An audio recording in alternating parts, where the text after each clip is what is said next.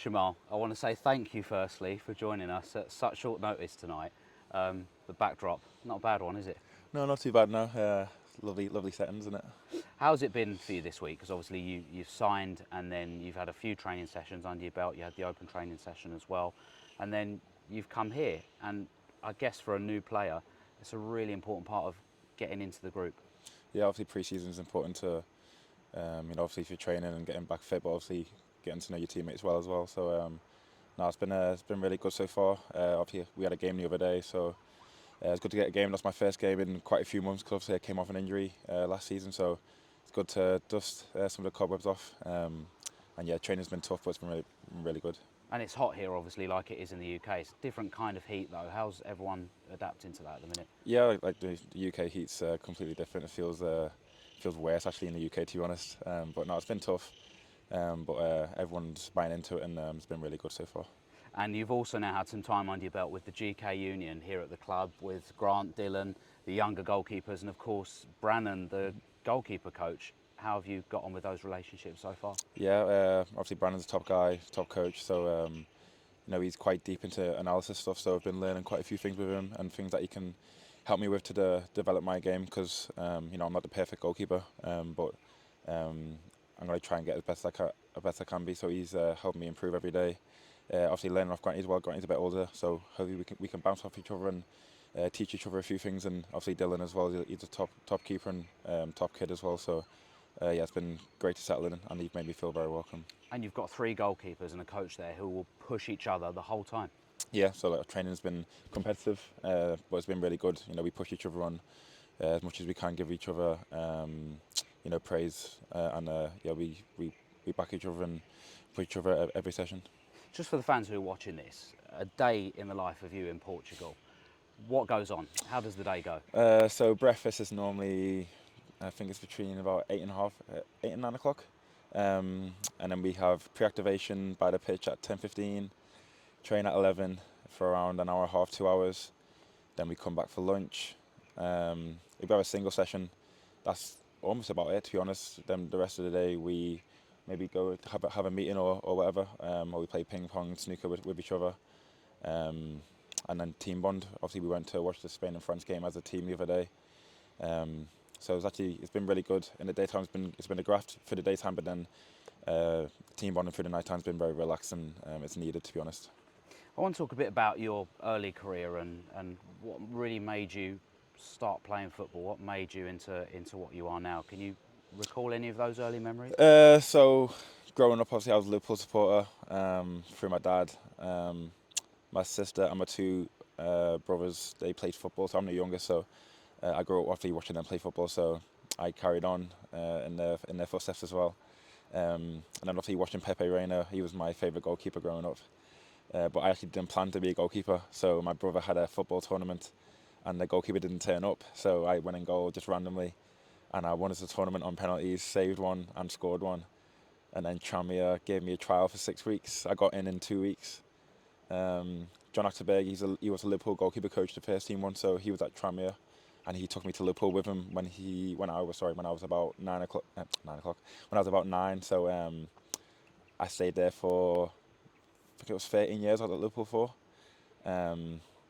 Yeah, and then so on from there. I was a bit lucky, to be honest, how I got into goalkeeping, but I guess it's meant to be. So was it that tournament where you thought, actually, this isn't that bad? I was a striker before. I had trials for like Everton and stuff like that. So I was actually alright. I was just dirty. So yeah, they put me in goal. Probably the best choice, to be fair.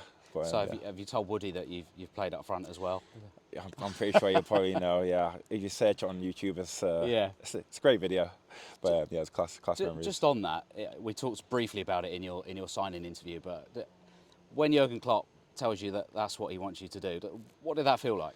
Well, I thought he was joking at first, so I sat down for another 5 minutes when he told me to get ready, and then he turned around and said, "What are you still doing here?" So I had to go back in, get ready, no number on the back.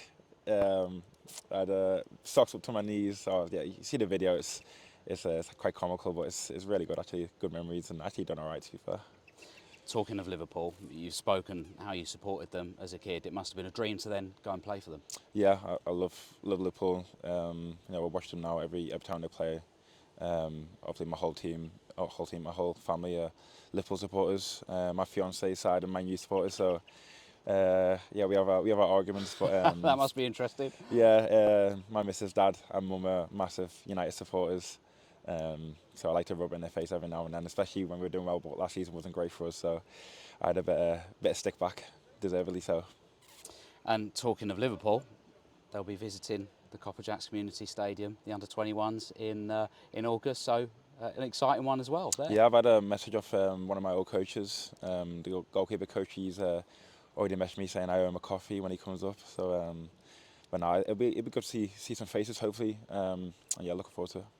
Looking at your career, you obviously started out at Liverpool, and then throughout the clubs you've been at, you've kind of been in Scotland a bit, you've been down south, you've been up north, and there's been a bit of movement, hasn't there, up and down. How have you kind of coped and adapted to that? Because especially as a young player, there's a lot of differences that you have to adapt to that people might not necessarily take into account. Yeah, well, obviously living away from my mum and stuff. Even at Liverpool, I used to live in Diggs, so I used to live over the water. So I didn't see my mum every day even then. So then to move to Colchester, it wasn't a big difference. It was just obviously the difference in travel. But you know, obviously going down to Essex was scary, but one that I think boosted my career. From Liverpool, I went on 2 loans and he weren't great for me, so I needed to go get some more game time again. That's why I dropped down to League Two and I'd done really well. And myself, I moved to Livingston. Signed a 4-year contract and ended up leaving in 2 years when Wickham bought me. And went to Wickham. Obviously, it didn't go to plan with my injury and stuff, and I ended up going on loan last season to St Mirren.